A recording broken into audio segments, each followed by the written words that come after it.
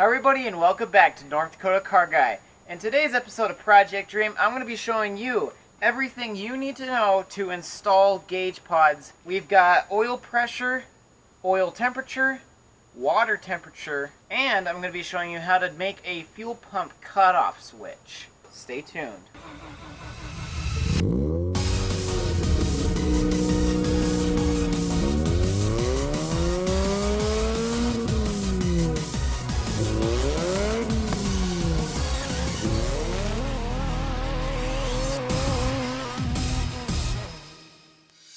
Alright guys, so the first thing you're probably going to be wondering is, what the heck is this? What the heck is this stuff? It's okay, we're going to go through all of the details here. So here we've got three different gauges. So the gauges we got is a oil pressure sensor, a oil temperature sensor, and a water temperature sensor. And these are the actual sensors that we'll be installing. This will be the pressure and then the two temperatures. And all this stuff is actually included with the kit that I have. For the gauges, I'm going to be using another one of these switches here. This is just a universal switch. So I've got one for the fuel, one for the gauges. That's what we're going to be using as an on-off. But you're probably wondering yourself, where the heck am I supposed to put this? Well, that's why we've got this guy right here. This is a oil sandwich plate that we got from Mijimoto. Make really good quality stuff. Be sure to check them out. I'll have a link below. So what this oil sandwich plate does, we got a filter here. Normally your filter would just screw on the rotary, it's actually on the top. It would just screw into the block and that'd be that. But what this does is it allows us, we can screw it into the engine and it gives us these ports here, a side port and these two ports.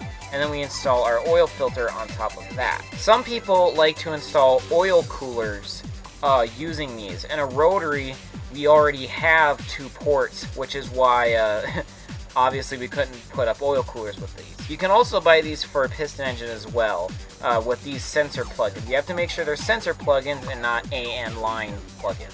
For the water or coolant temperature sensor, got this insert here that we're gonna cut into our silicone hose that goes to the radiator.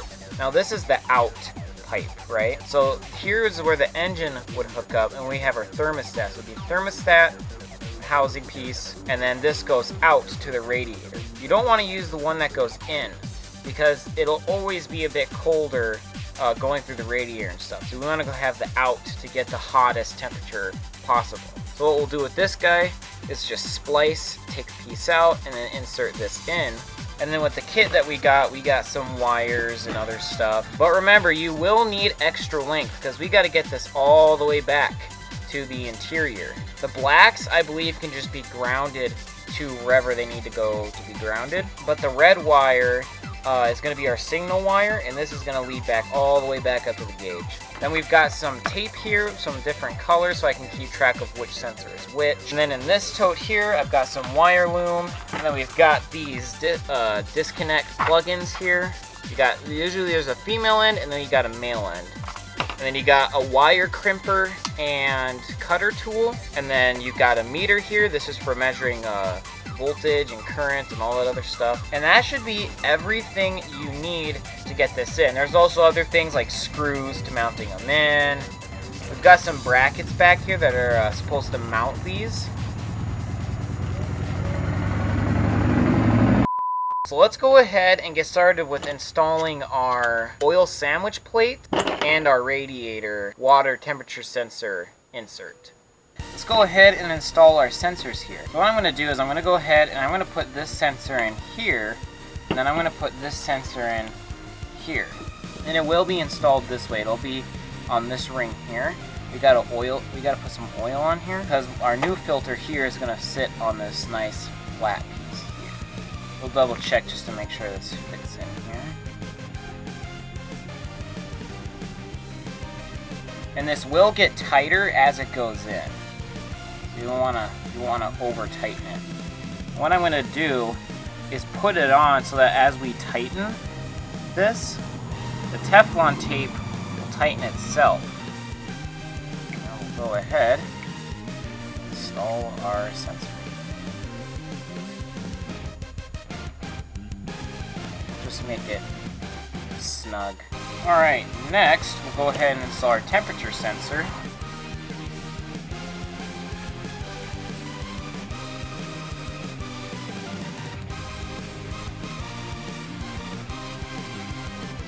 begun. You can just barely see the sensor sticking out right there, so that's perfect. Alright, so in our instructions, it says exactly where we need to mount our stuff on here. And on here, where it says G on the filter, or on the sensor, sorry, we're going to connect our sensor wire.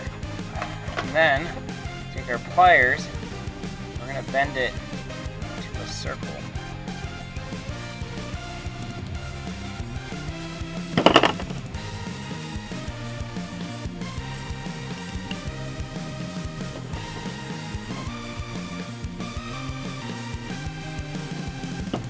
Put our washer and lock washer back on. Our top screw. Go ahead. Screw this guy in. For this guy here, I'm actually I'm just gonna use a green wire. The wire we're actually supposed to use in this loom here to attach to the back side of the sensor is actually green, so this makes sense. This is just a signal wire. This isn't a hot wire. I'm hoping this will be enough. Too much is better than not enough. They should have given us some of these like for the pressure sensor, but they didn't. Not ones like these, but similar. So we're gonna snake silicone hose on. The more and more I do this, the more and more I realize I probably shouldn't be doing this.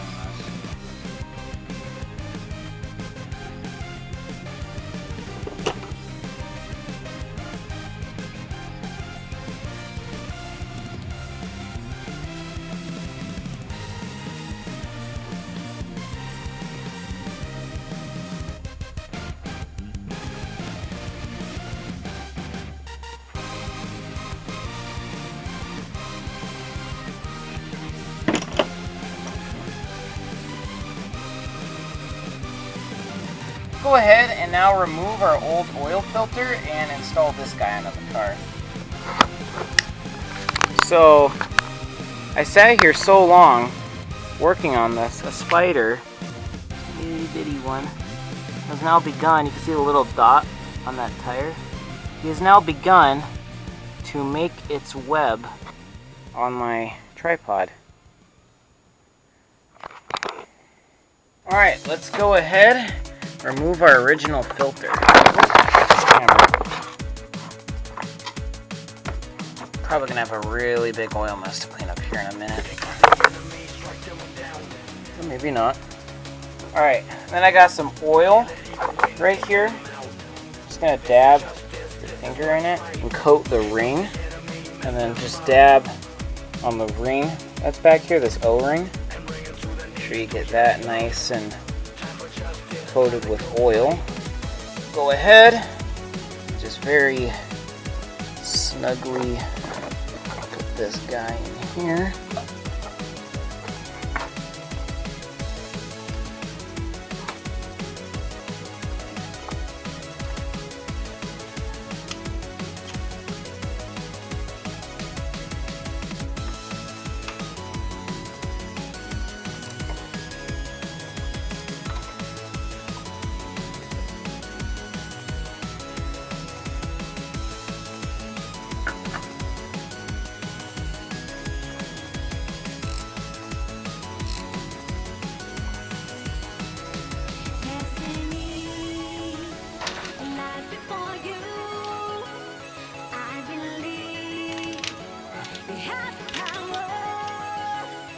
So the next challenge is we need to get this green wire lengthened because I'm an idiot. And with these two wires, all we have to do with these is actually just ground them out. That's it. And I actually have the perfect spot to ground these, and there's a bolt hole right up here, and that'll work perfectly just to get this black cable. And then we can just wrap it around a bolt like so, and then there's our ground.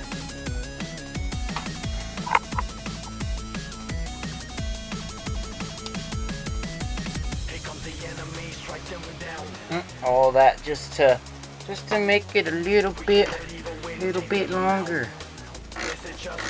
Alright, so after all that, we got our oil sandwich plate in here with our two sensors. It goes up to a wire loom we've got here that we're just going to zip tie up there. And then this is where we're going to ground it out. just for these guys. We will have to ground our gauges, but for the sensors, this is where they are going to ground to. So hopefully that works. Better.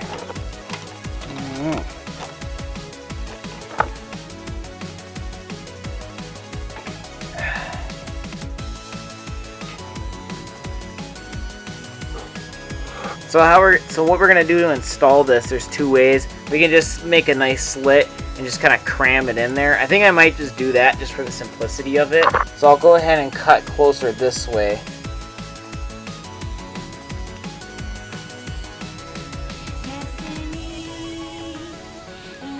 Did not turn to the nice cut that I thought we were gonna get.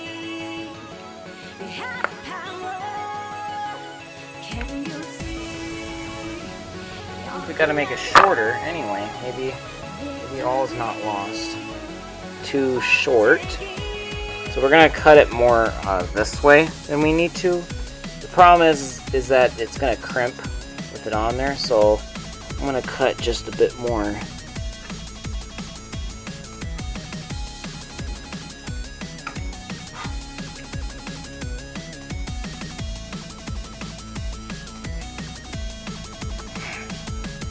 Alright, so for installing the sensor, it's the same exact process as installing the temperature sensor and the oil cooler. So I won't go into too much detail. But here is our signal wire. Go ahead and crimp on a fitting for this. It'll fit on the white wire. And the black wire, we'll just find a ground somewhere that way. And we'll go ahead, tape this up, and then this will be ready for the gauges.